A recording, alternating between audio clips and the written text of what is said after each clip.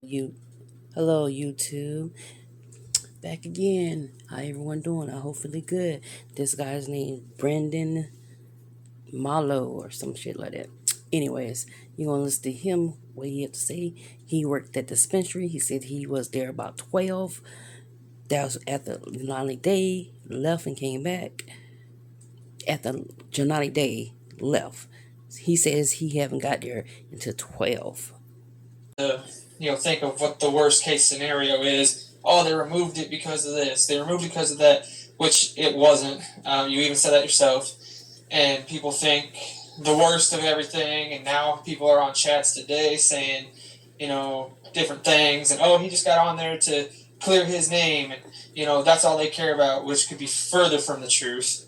Everybody wants to clear their name when they're called a murderer. Nobody can deny that. Anybody that's on these chats, if they were called a murderer, they would want to do the same thing. Clear their name. If it was their house being posted and their car being posted, their families being threatened, a lot of people wouldn't be as calm as I am right now. I could be, an asshole and say, come on, try to hurt me, but I'm not. Like, I'm out here talking. I'm out here answering people's questions. I'm trying the best I can to please people. And everyone's like, oh, no, you're just doing it for yourself. If I wanted to do this for myself, I would just keep quiet, stay in the background, and let this thing just kind of take its toll and do nothing and say nothing. But I'm not. I'm out here answering people's questions, doing what I got to do to make people understand that not only do I have no idea what happened to Jelani, but I had nothing to do with it. But people just want to spin their own stories. They're going to do it. You can't really stop them.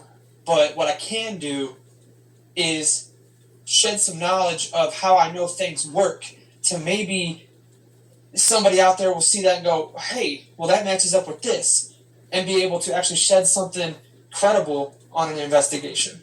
So I will go back to like what you were saying with Jelani.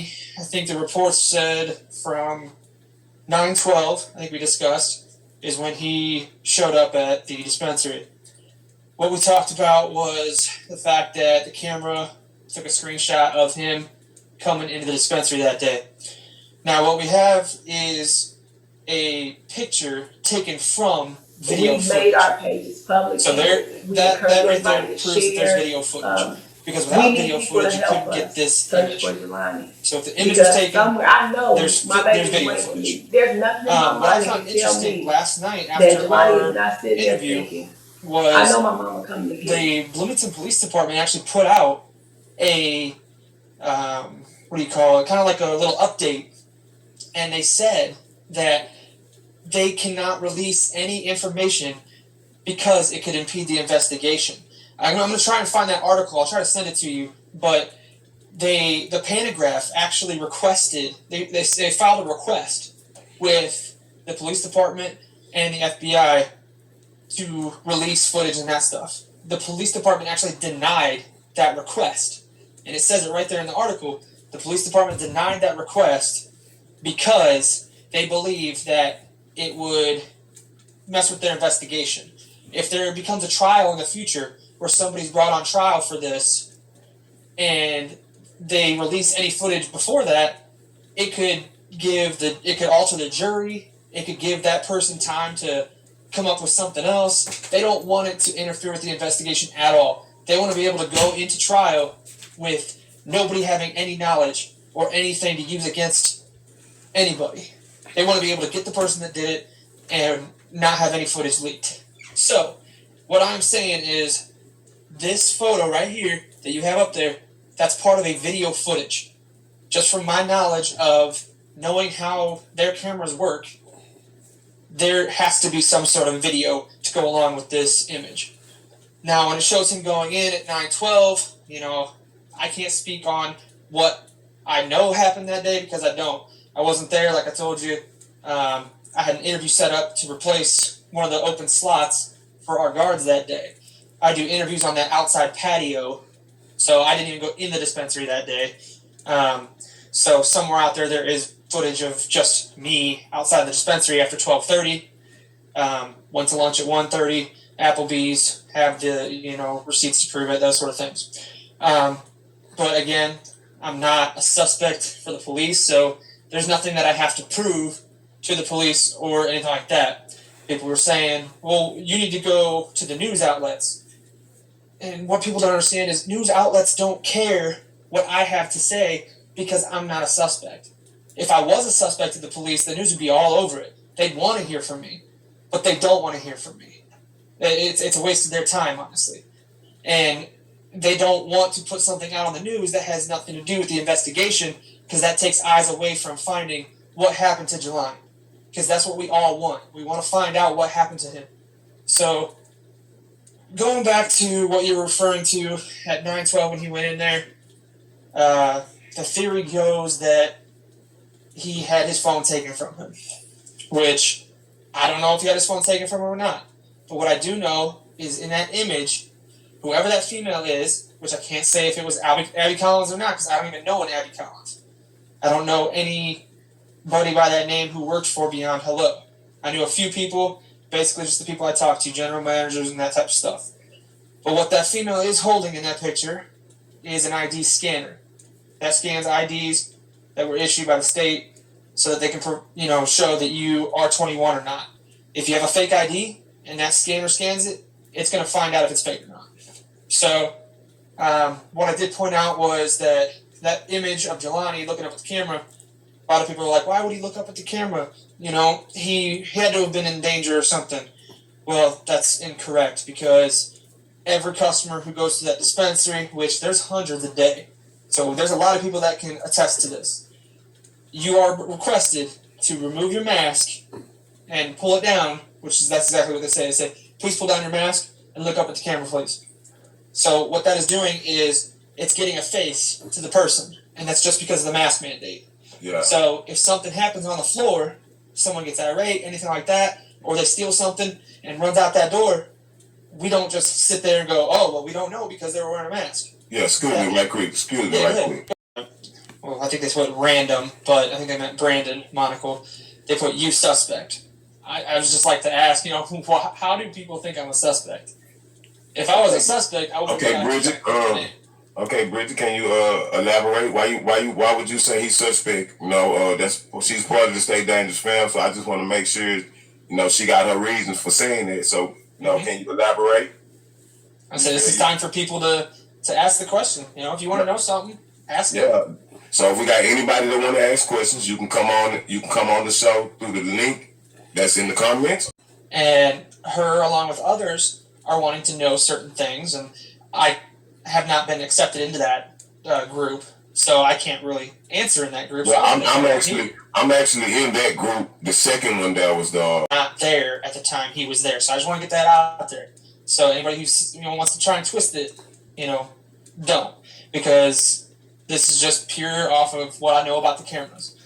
So when he goes in, we have the image of him standing there, holding his mask in front of a female with a scanner. Not sure who that is.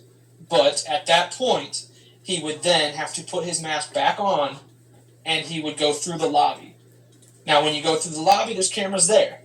At that point, you are in front of a desk that has a security guard sitting behind it. They are monitoring footage, but they cannot turn anything off, alter, anything like that. It's just a monitor that has, each camera on there so that if something's going on outside, the guard can see that and be able to react or something. So if something was going on outside, the guard that's sitting at the desk... The dispensary would have opened at, 9 o'clock. So was the fact that somebody had a monitor. And so the somebody was Noah.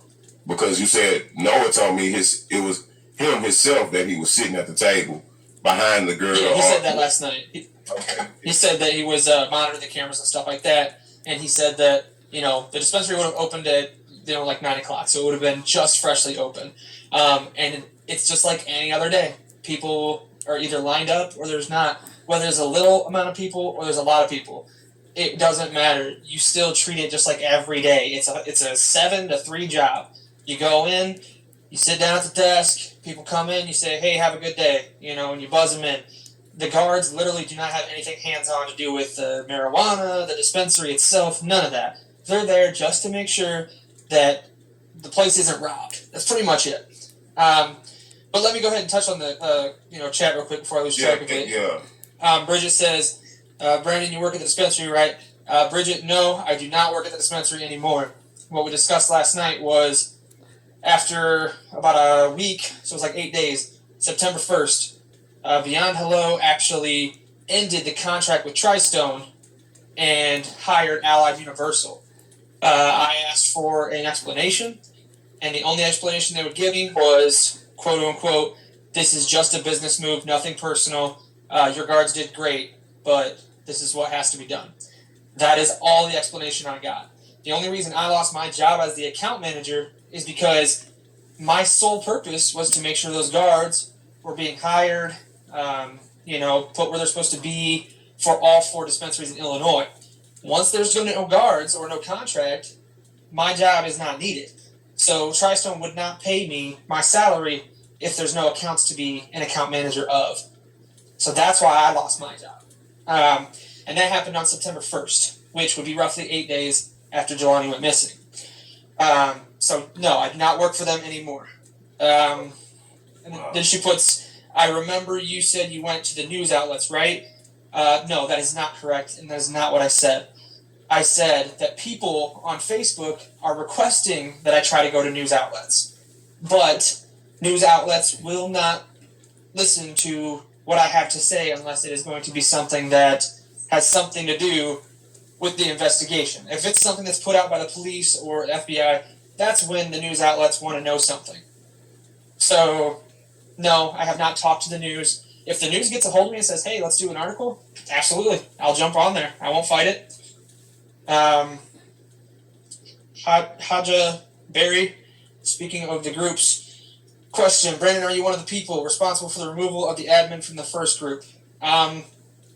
or Mrs. Berry, I don't know if you're male or female, but I am not responsible for the admin of the first group because I wasn't even in the first group.